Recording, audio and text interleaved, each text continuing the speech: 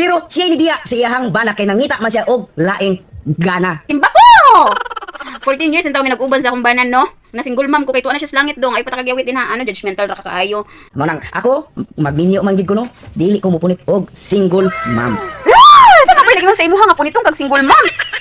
Sus Ginoo ko, Diyos ko, patawarin ako ng Diyos, no? Pero maski ikaw na lang ang nag-inusara ni ining kalibutan nga lalaki, di jud ko mupatol nimo. Bisag asa nga corner na imong dagway tutukan ako, di man jud ko utugan. Pasensya na.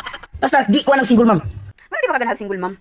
Ang single mom arang na siya ka wild, wild sa plano, wild sa action, labi na sa kama. Aw. Sorry naman. Tanang single mom man luloko sa tinuod lang.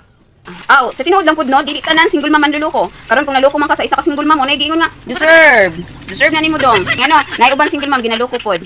Sinamok ra man ka sa aparatos mga single mom oy. Pag lukat din ha, pag hukay, gumawa ka ng sarili mo hukay, ibig mo yung sarili mo. Sa tingin mo, first choice ka ng mga single mom?